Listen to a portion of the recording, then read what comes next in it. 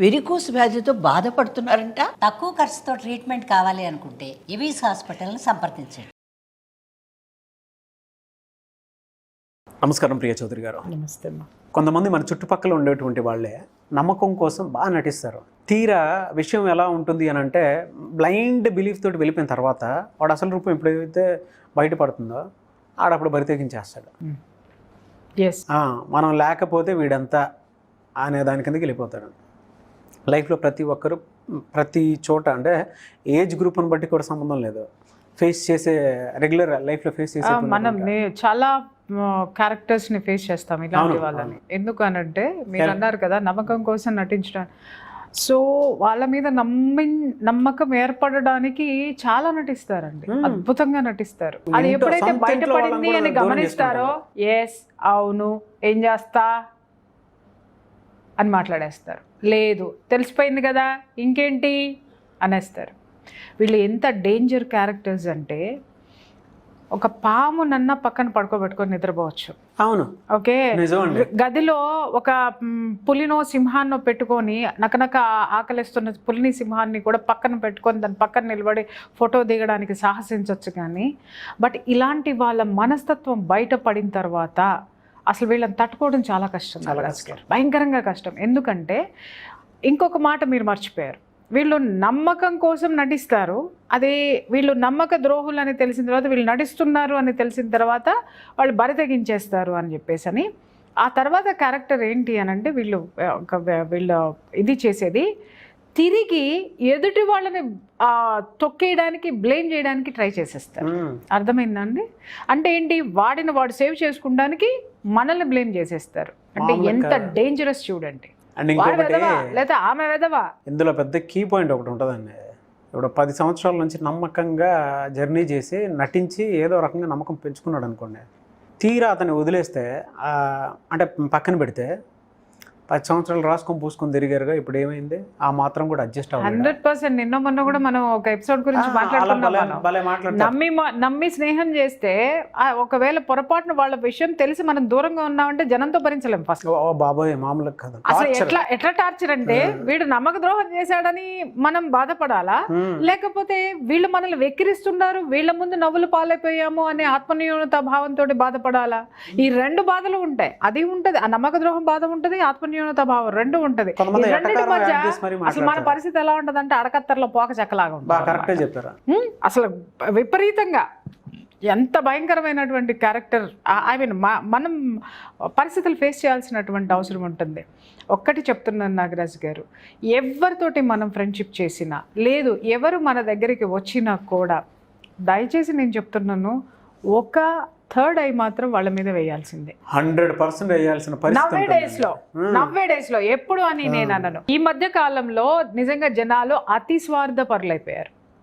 100% స్వార్థపరలేదు. మీరు నేను కూడా అతిథులమేం కాదండి. ఇక్కడేదో అక్కడ నాగరాజు గారు ఉత్తముడు, ఇక్కడ ప్రియా చౌదరి అతి ఉత్తమరాలు ఏం కాదు.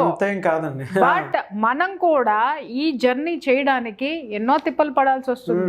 ఇక్కడ కూర్చున్నాము అంటే ₹1 ఎలా వస్తుందని ఆలోచిస్తున్నాం, లేదా ఒక ఎపిసోడ్ చేస్తున్నాము అంటే అందరికంటే గొప్పగా మనం ఎట్లా ఇది చేయాలనే ఎఫర్ట్స్ పెడుతున్నాం. దాంట్లో స్వార్థం ఖచ్చితంగా ఉంది.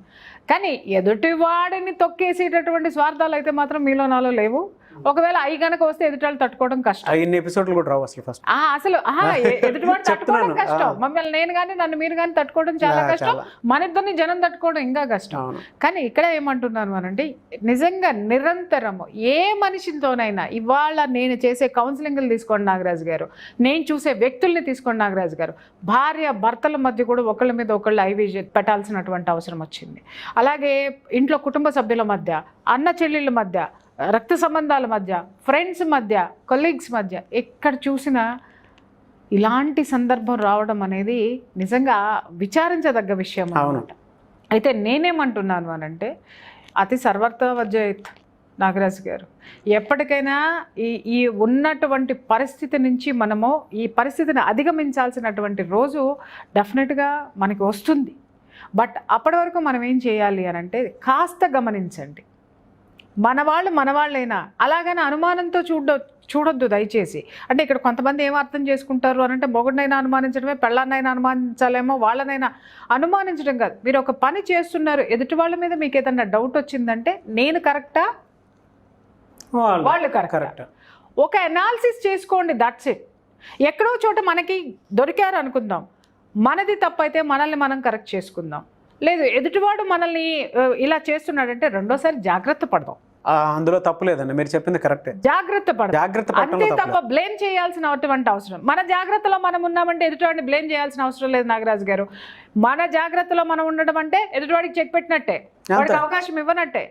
ఎప్పుడైతే మనం అవకాశం ఇవ్వకుండా మనల్ని మనం జాగ్రత్త పడతామో, మనకి మనము కేర్ తీసుకుంటామో, మన జాగ్రత్తలో మనం ఉంటామో, మనం సేఫ్ జోన్లో ఉన్నట్టే. అవును. అప్పుడేమవుతుంది, వాడు బరి తెగించనివ్వండి, తెగించనివ్వండి, ఏదన్నా అవనివ్వండి, నమ్మించడానికి నటించిన వాడిని మనం ఎనాలిసిస్ చేయగలిగితే వాడు బరి తెగించేంత వరకు పరిస్థితులు రావు. ఒకవేళ నమ్మించేశాడు, వాడు బరి తెగించాడు అన్న తర్వాత మనకంటూ ఒక బౌండరీ అనేది వాడు మన జోన్లోకి రాకుండా ఒక స్ట్రాంగ్ బౌండరీ మన చుట్టూ గీసుకోవాలి. సంపేస్తా వచ్చావంటే లోపలికి, ఇది నా అడ్డ, మోస్ట్లీ ఇప్పటి వరకు నీ ఆట సాగింది, ఇప్పుడు నేను నిన్ను చెక్ పెట్టడానికి నేను రెడీగా ఉన్నాను అని వాడికి మన యొక్క స్ట్రాంగ్ ఏదైతే డెసిషన్ ఏదైతే ఉందో అది వాడికి డైరెక్ట్గా చెప్పి వాడిని నిలువరించాలి. మోస్ట్లీ ఇటువంటి సిచ్యువేషన్స్ ఫ్యామిలీ కనుక మనం మాట్లాడుకుంటే అల్లుళ్ళ విషయంలో జరుగుతాయండి. కూతురుని అప్పటిదాకా బాగా చూసుకొని, నేను రియల్ లైఫ్లో చూశాను కాబట్టి చెప్తున్నాను, నేను అది ఫేస్ చేశాను కాబట్టి చెప్తున్నాను. ఎందుకు దాంట్లో దాపరికం ఉంది, కానీ అది ఫేస్ చేశాను కాబట్టి అప్పటిదాకా నమ్మకంగా నటిస్తారు. తీరా చూసిన తర్వాత అంటే కొన్ని విషయాలు ఉంటాయండి.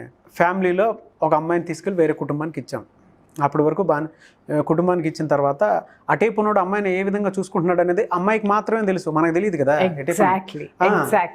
అక్కడ ఇక్కడ నేను మీకు ఇంకొకటి కూడా చెప్తా, అమ్మాయికి కూడా ఒక్కొక్కసారి తెలియదు, అమ్మాయికి కూడా ఒక్కొక్కసారి అక్కడ కూడా నటనే ఉంటుందండి.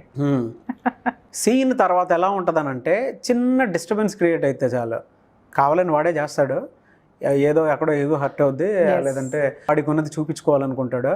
ఎన్ని రోజులు దాగుతుందండి దొంగతనం అనేది. ఇంకోటి కూడా నటన ఎంతకాలం నటిస్తాం సార్, ఒరిజినాలిటీ ఏదో ఒక క్షణాల్లో బయటకు వచ్చేస్తుంది, మనకి 100% వస్తుంది, అది ఏదో ఒక రోజుగా తెలిసిపోతుంది. ఇటువంటి సిచ్యువేషన్ ఒకటి, ఫ్రెండ్షిప్ మధ్య పొరపాటున ఒకడికి జాబ్ వచ్చింది అనుకోండి, అంటే ఇద్దరు ఫ్రెండ్స్లో ఒకటి జాబ్ వచ్చింది అనుకోండి, ఆడితో తాగిన రోజులు తిరిగిన రోజులు ఫ్రీగా తిరుగుతాడు, ఈడి శాలరీ మీదే, మళ్ళీ బతికేది ఈడి శాలరీ మీద. తీరా సిచ్యువేషన్ వచ్చిన తర్వాత హ్యాండ్ ఇచ్చేసి వదిలేసి వెళ్ళిపోతాడు. తర్వాత బాస్ ఎంప్లాయీ ఈ రిలేషన్ చూద్దాం, ఇది మరీ దారుణం, ఇది మామూలుగా ఉండదు సినిమా. ఆడిని భరించిన రోజులు బాగానే భరిస్తారు, తీరా చూసిన తర్వాత ఏంటంటే ఎంప్లాయీ రాయి వేసేసి వెళ్ళిపోతారు. 10 సంవత్సరాలు 5 సంవత్సరాలు గట్టి పని చేస్తారు, గట్టి రాయి వేసి నమ్మక ద్రోహం చేసి వెళ్ళిపోతారు. ఈ కేటగిరీస్ భలే ఉంటాయండి అసలు. ఆపర్చునిస్ట్స్ అంటారండి వీళ్ళందరినీ కూడా. వీళ్ళంతా అవకాశవాదులు. అవును, వాళ్ళు ఎప్పుడు కూడా అవకాశం కోసం ఎదురు చూస్తారు. అది 6వ రోజు రానివ్వండి, 6 సంవత్సరాల తర్వాత రానివ్వండి, బట్ వాళ్ళు వెయిట్ చేసేది ఏనంటే సరైనటువంటి అవకాశాన్ని అందిపుచ్చుకునేంత వరకు వెయిట్ చేస్తారు. అవకాశం వచ్చింది, దొరికిందా అందుకుంటారు, వెళ్ళిపోతారు. సో ఇలాంటి వాళ్ళ పట్ల కాదు, మన చుట్టూ ఏ పరిస్థితులు జరుగుతున్నాయో, పరిస్థితులు ఎలా ఉన్నాయి అనే దాని మీద ఖచ్చితంగా మనకు ఒక అవగాహన ఉండాలి అనేది ఇలాంటి సందర్భాలు మనం మాట్లాడుకునేటప్పుడు గుర్తు తెచ్చుకోవాలి. ఆ గుర్తు తెచ్చుకున్నది ఎప్పటికీ ఆచరిస్తూ పోవాలి. Be aware. అందుకే మెడిటేషన్లో ఒక మాట అంటారు, ఎరుకతో ఉండాలి.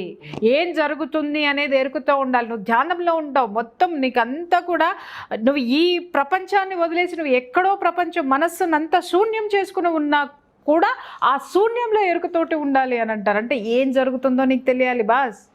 నీ ప్రపంచాన్ని పట్టించుకోవద్దు అంటారు, మళ్ళీ ఎరుకుతూ ఉండు అంటారు. అంటే అర్థం ఏంటి అంటే ప్రపంచంలో జరిగే నాన్సెన్స్ కాదు, నీలో ఏం జరుగుతుందో తెలుసుకునే ఎరుక. అవును, నీలో ఆ కాస్మిక్ ఎనర్జీ ఏమిస్తుంది, లేదా నీ చుట్టూ ఒక పవర్ జనరేట్ అవుతూ నీకు ఏ విధమైనటువంటి ఎనర్జీని నీకు ఇస్తుంది, ఇలాంటివన్నిటినీ కూడా ఏం జరుగుతుంది, నీ శరీరంలో ఏం జరుగుతుంది, నీ చుట్టూ ఏం జరుగుతుంది, ఆ పవర్ వల్ల నువ్వు ఏమి ఆస్వాదిస్తున్నావు, నీ బాడీలో ఏ మార్పులు వస్తున్నాయి, నీ మైండ్ సెట్లో ఏ మార్పులు వస్తున్నాయి, నీ జీవితంలో ఏ మార్పులు వస్తున్నాయి, ఈ మూడిట్ల మీద కూడా ఎరుక ఉండాలి. అవును, అలా మన జీవితంలో కూడా మనం ఎదుటివాడిని నమ్ముతూనే ఉన్నాము. కానీ వాడి పట్ల ఒక విజన్ అనేది మాత్రం డెఫినెట్గా ఉండాలి. వాడు జీవితాంతం చివరి వరకు వాడు ప్రూవ్ చూసుకుంటే వెల్ అండ్ గుడ్. ఒక విజన్ ఉండటంలో తప్పలేదు కదా. ఆ విజన్ లేకే మనం మోసపోవడం అనేది జరుగుతుంది. ఎరుకుతూ ఉంటాం అనేది చాలా ఇదండి. బట్ 100% ఉండాలి నాగరాజు గారు. మనకి ఉండవలసినటువంటి మెయిన్ క్వాలిఫికేషన్ అదే ఒకటి. ఇకపోతే మీరు అన్నారు బరితెగించేస్తారండి అని. బరితెగిస్తారు నాగరాజు గారు, కానీ ఎన్నాళ్ళు సాగుతుంది వాళ్ళది? అవును, ఎన్నాళ్ళు సాగుతుంది? ఎప్పుడైతే ఓపెన్ అయిపోయి బరితెగిస్తారో కొంతకాలం మాత్రమే భరిస్తారు. ఆ తర్వాత ఎప్పుడైతే వీడు ఓపెన్ అవుతాడో ప్రపంచానికి కూడా ఓపెన్ అవుతాడు, అంతే. అప్పుడు ప్రపంచం వాడిని క్లోజ్ చేసేస్తుంది లేదా ఆమెని క్లోజ్ చేసేస్తుంది. సో అక్కడితోటి వాళ్ళ లైఫ్ క్లోజ్ అయిపోతుంది. ఇంకంతే, కొన్నాళ్ళు సాగుతుంది. ఎందుకంటే జనాలందరూ అర్థం చేసుకునేంత వరకు కొంత గ్యాప్ ఉంటుంది, అప్పటి వరకు సాగుతుంది. కానీ దెన్ ఆ తర్వాత ఫర్దర్ ఫ్యూచర్ అనేది మాత్రం క్లోజ్ అయిపోతుంది. అది వాళ్ళు కూడా గుర్తుపెట్టుకోవాలి. మనం ఎరుగుతూ ఉండాలి. వాళ్ళు గుర్తుపెట్టుకోవాల్సింది ఏంటంటే నేను బయట పడిపోయాను అంటే నాకు లైఫ్ ఉండదు అనేటటువంటి సత్యాన్ని కూడా వాళ్ళు గ్రహించాలి. వాళ్ళు కూడా ఎరుకతోటి ఉండాలి. గ్రాటిట్యూడ్ కూడా చూపించుకోవాలి. ఎగ్జాక్ట్లీ. మొదట్లో ఏదో బుద్ధి గడ్డి తినింది, కొంచెం కామ్గా ఉండే. ఇప్పుడు నాకు అర్థం కాని విషయం ఏంటంటే నాగరాజు గారు ఒక్క విషయంలో కరెక్ట్ చేస్తారు దీన్ని. ఒక చోట ఒక వ్యక్తి దగ్గర నువ్వు నమ్మకంగా పనిచేస్తున్నప్పుడు అతను నీకు అన్నీ ఇస్తున్నప్పుడు మోసం ఎందుకు చేస్తావు? ఎట్లా ఉంటదంటే ఇది బంగారు గుడ్లు పెట్టే బాతులు ఒక్కసారే కోసుకున్న పరిస్థితి అవుతుంది వీళ్ళది. అర్థమైందండి? అది రోజుకొక గుడ్డు పెడితే పురుసతుగా వాడు ఏ రోజుకి ఆ రోజు రాజాలాగా బతికాడు. అరే ఒక్కసారి నేను మహారాజుని అయిపోవాలని చెప్పేసి అని కోస్తే అది వాడి ఎరుకతో లేనటువంటి విషయం ఏంటి? ఏ రోజు ఎగ్గా ఆ రోజు ఫామ్ అవుతుంది, అంతే. అంతేగాని 100 గుడ్లో లేకపోతే 1000 గుడ్లో అది ఎన్ని సంవత్సరాలు బతుకుంటుందో అన్ని సంవత్సరాల గుడ్లు దాని బొట్టలో ఉండవు.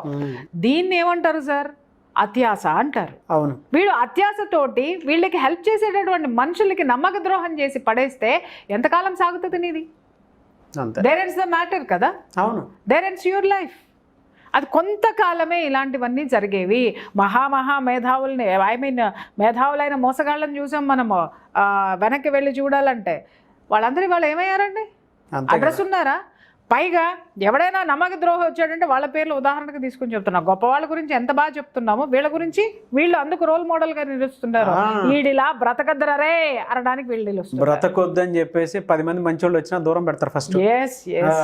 వీళ్ళు చేసిన పాపానికి వాళ్ళు బలైపోతూ ఉంటారు. 100% అండి. అవును. సో కాబట్టి ఎప్పుడు కూడా అవేర్నెస్ తోటి ఉండాలి. ఆ అవేర్నెస్ని వదలద్దు. అది నీ మీద నీకు అవేర్నెస్ అంట, నీ మీద నీకు ఎరుక, ఎదుటివాడి మీద కాదు. నేను మోసపోవద్దు ఎక్కడ అలాగని చెప్పేసి నేను మోసపోవద్దని అతి జాగ్రత్తలు తీసుకొని నువ్వు ఎటు కాకుండా పోయావు. వాడు ఏం చేస్తున్నాడో, మన ఎదుటి వాడు ఏం చేస్తున్నాడు, మన ఎదుట ఆమె ఏం చేస్తుంది, నిజంగా మన మీద నిజమైన ప్రేమ చూపిస్తుందా, మన ముందు ఒకలా ఉంటుందా, మన వెనక ఒకలా ఉంటుందా, లేదు తను చేసేటటువంటి హెల్ప్లో తన స్వార్థం ఉందా, ఉంటే దూరంగా ఉందాం, దీంతో ఫుల్ స్టాప్ పెట్టేద్దాం. లేదు వాడు మన ఫ్రెండ్ కదా, మనతో బాగా ఉంటున్నాడు, బయట ఎందుకు వాడు అబద్ధాలు మాట్లాడుతున్నాడు, మన గురించి ఎందుకు మాట్లాడుతున్నాడు అంటే వాడిలో ఏదో ఉంది, సో కట్ చేద్దాం ఫ్రెండ్షిప్. ఇలాంటి అవేర్నెస్ తోటి ఎరుకతోటి మనం ఉంటూ మనల్ని మనం సరి చేసుకుంటూ వెళ్ళడమే. ఎదుటాన్ని సరి చేయదు సార్, మనల్ని మనం సరి చేసుకుంటే చాలు. ప్రతి సమస్యకి కూడా పరిష్కారం అదే. థ్యాంక్ యూ సో మచ్ అండి. మేడం, చాలామంది ఆన్లైన్ ఆఫ్లైన్ క్లాసెస్ మెడిటేషన్స్ గురించి అడుగుతూ ఉన్నారు. అండ్ దాంతోపాటు పర్సనల్ కౌన్సిలింగ్ అండ్ కొన్ని క్లాసెస్ మీ దగ్గర నుంచి ఎలాంటివి అని అంటే ఈ మైండ్ కంట్రోలింగ్ సంబంధించి, అంటే డిప్రెషన్ నుంచి బయటపడలేకపోతున్నాము, డిప్రెషన్లో ఉన్నా కూడా కొంతమంది మాకు ప్రపోజ్ చేస్తున్నా, లేదు అని అంటే కొత్త లైఫ్ని లీడ్ చేయాలన్నా, కొన్ని ఆపర్చునిటీస్ వచ్చినా కూడా డెసిషన్ మేకింగ్లో పూరైపోతున్నాము, దాన్ని ఎలా తీసుకోవాలో అర్థం కావట్లేదు అనేటువంటి ఆలోచనలతోటి ఒకచోట మిగిలిపోయి ఉన్నాము. సింగిల్ లైఫ్ని లీడ్ చేయడం కష్టంగా ఉంటుంది. అండ్ ఏదైనా ప్లాట్ఫామ్ చూసుకొని కొత్తగా వెళ్ళాలనుకుంటున్నాం అనుకున్నటువంటి వాళ్ళు మిమ్మల్ని అప్రోచ్ అవ్వాలనుకుంటున్నారు. సజెషన్స్ కోసం కానివ్వండి, కౌన్సిలింగ్ కోసం కానివ్వండి, లేదు అనుకుంటే మెడిటేషన్ క్లాసెస్ వాటికి సంబంధించి ఎలా అప్రోచ్ అవ్వాలి? స్క్రీన్ మీద కనిపించిన నెంబర్కి కాల్ చేస్తే డీటెయిల్స్ చెప్తారండి. అండ్ వన్ మోర్ థింగ్ ఏంటంటే, ఇప్పుడు నేను ఒక డ్రైవ్ స్టార్ట్ చేశాను. మీరన్నట్టు ఈ డిప్రెషన్స్ అని కానివ్వండి, లేకపోతే సరికాని జీవన విధానాలు అనుకోండి, సరికాని ఆలోచనలు అనుకోండి, వాటితోటి మన జీవితం అస్తవ్యస్తం అవుతుంది. కాబట్టి ఇప్పుడు నేను ఏంటి అని అంటే కొన్ని సంస్థలు నన్ను అప్రోచ్ అవుతున్నాయి. ఎస్పెషల్లీ ఉమెన్స్ కోసం కొన్ని క్లాసెస్ కండక్ట్ చేస్తున్నాయి. అవి వాటికి నేను అటెండ్ అవటం జరుగుతుంది. అలాగే స్కూల్ స్టూడెంట్స్ మీద ఎక్కువ కాన్సన్ట్రేట్ చేస్తున్నాను చాలా నాగరాజు గారు. మంది ఉన్నాయి. సో చాలా ఐఎమ్ డూయింగ్ దట్. నాకు బహుశా రాను ఇంటర్వ్యూస్ ఇవ్వడానికి కూడా టైం ఉంటుందో లేదో నేను చెప్పలేను.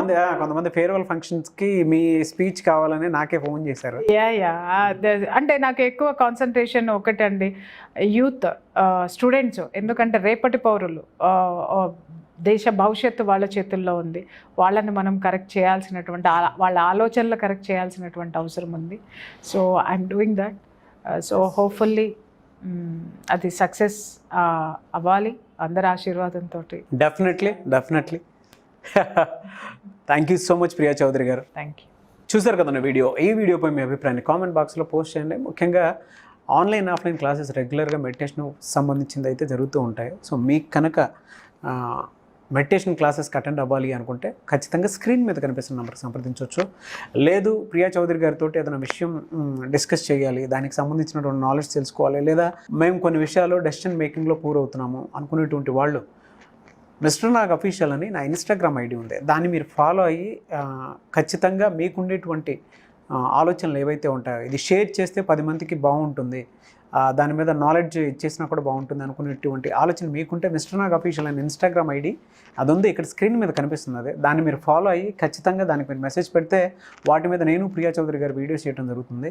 అలానే కాకుండా ప్రోగ్రామ్స్కి సంబంధించి అది మెడిటేషన్ క్లాస్ కానివ్వండి, కౌన్సిలింగ్కి సంబంధించింది కానివ్వండి, ఆన్లైన్ ఆఫ్లైన్ వర్క్షాప్స్ కానివ్వండి, లేదు అనుకుంటే స్కూల్స్ కాలేజెస్లో ప్రియా చౌదరి గారిది సెషన్స్ కావాలి అనుకునేటువంటి వాళ్ళైనా సరే స్క్రీన్ మీద కనిపిస్తున్న నెంబర్ కన్నా సంప్రదించవచ్చు. లేదు mister Nag official Instagram ID ఉంది, దాని త్రూ అయినా సరే మీరు ఖచ్చితంగా సంప్రదించవచ్చు. ఈ వీడియో లైక్ చేయండి, షేర్ మాత్రం తప్పకుండా చేయండి. ఇలాంటి మరిన్ని వీడియోస్ కోసం మా ఛానల్ ఫాలో అవ్వండి. Thank you.